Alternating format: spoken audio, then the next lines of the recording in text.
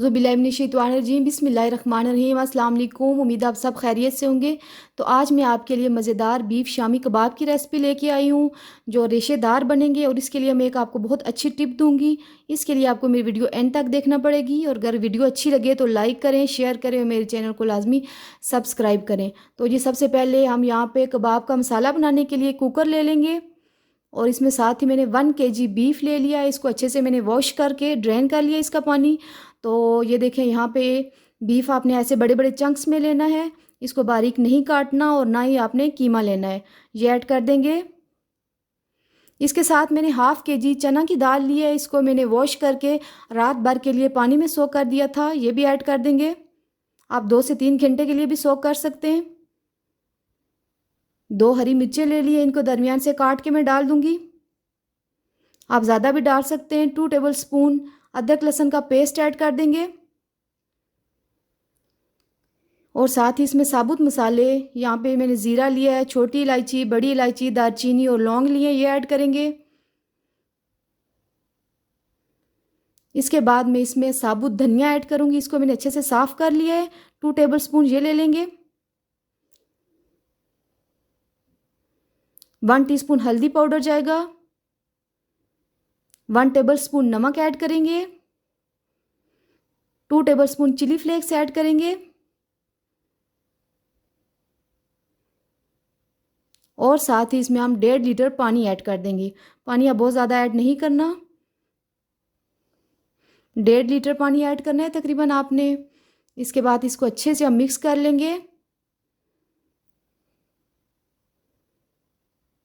और मिक्स करने के बाद मीडियम टू हाई फ्लेम पे मैंने इसको प्रेशर में 20 से 25 मिनट कुक कर लेना है। कबाब की ये बहुत ही आसान रेसिपी मैं आपको बता रही हूँ। खड़े मसालों से इसका टेक्सचर बहुत अच्छा आएगा। 25 मिनट के बाद मैं इसका प्रेशर रिलीज़ कर लूँगी, और इसमें जो एक्स्ट्रा पानी था वो मैंने चम्मच हिलाते हुए मुसलसल जो है वो ड्रेन कर लिया है। तो ये देखें, बिल्कुल ये खुश्क हो चुका है। अगर आपका पानी भी बाकी रहता है तो आपने भी ऐसे चम्मच हिला के पानी खुश्क कर लेना है फुल फ्लेम पे। और उसके बाद सारा पानी ड्राई करने के बाद जो है इसको हम अच्छे से कूट लेंगे। कुकर के अंदर ही आप कूट लें इसको अच्छे से, ताकि मसाला अच्छे से रेडी हो जाए और बारीक पिस जाए। बहुत अच्छे रेशेदार कबाब रेडी होंगे। तो ये देखें, यहाँ पे मसाले को मैंने अच्छे से कूट लिया है, और मैं आपको दिखाती हूँ कि ये देखिए कितना अच्छा रेशेदार मसाला जो है रेडी हो चुका है। ये इसी वजह से है जो मैंने बीफ के बड़े चंक्स रखे हैं, गोश्त बारीक नहीं लिया था। अच्छा, अब इसको हम ठंडा कर लेंगे और फिर एक बोल में शिफ्ट कर लेंगे। यहाँ पे मैं इसको बोल में शिफ्ट कर रही हूँ।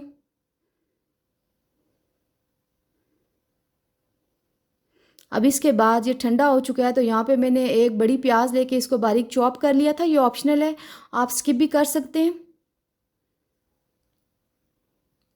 और 4-5 हरी मिर्चें लेके इनको भी बारीक चॉप कर लिया है। आप अपने टेस्ट के मुताबिक ज़्यादा रख सकते हैं। हरा धनिया लेके इसको भी बारीक काट लिया था, ये ऐड कर देंगे, और एक अंडा ऐड कर देंगे। अंडा आप डायरेक्ट मसाले में ऐड ना करें, साइड पे तोड़ करके ऐड कर लें। और अब इस मसाले को हम अच्छे से हाथ की मदद से गूंद लेंगे। हाथ की मदद से आपने इसको गूंदना है। तो यहाँ पे मैं इसको मिक्स कर रही हूँ। ये कितना कलरफुल लग रहा है। ये मेरा मसाला यहाँ पे रेडी हो चुका है। इस स्टेज पे आप इसमें नमक मिर्च चेक कर सकते हैं। अगर आपको कोई चीज़ कम लगे तो आप मज़ीद ऐड कर सकते हैं। तो अब यहाँ पे मैं मसाला लेके कबाब बना लूँगी। यहाँ पे मैंने एक फ्रेम ले लिया। अगर आपके पास फ्रेम नहीं है तो आप किसी जार के ढक्कन से या सिंपली हाथ से भी बना सकते हैं, हाथों को ऑयल से ग्रीस करके।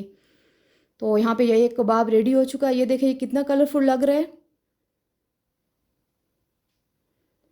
तो बाकी सारे कबाब भी हम ऐसे रेडी कर लेंगे। यहाँ मैंने 5-6 कबाब जो हैं वो फ्राई करने के लिए रेडी कर लिए हैं। इनको मैं 10 से 15 मिनट के लिए फ्रिज में रख दूँगी, इससे ये अच्छे फ्राई होंगे।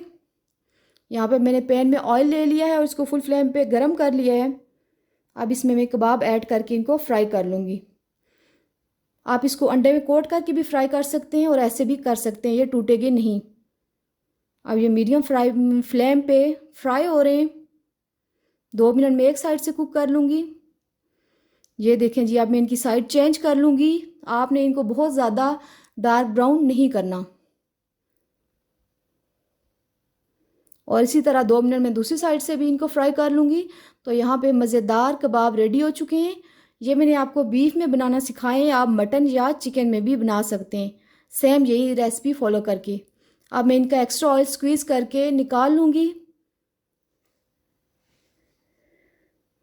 तो ये देखें, ये कितने अच्छे लग रहे हैं, ये टेस्ट में भी इतने ही लाजवाब हैं। और ये मैं आपको तोड़ के दिखाती हूँ। ये देखें, ये कितने रेशेदार बने हैं। और ये इसीलिए रेशेदार बने जो मैंने आपको टिप दी थी कि गोश्त आपने बड़े चंक्स में डालना है।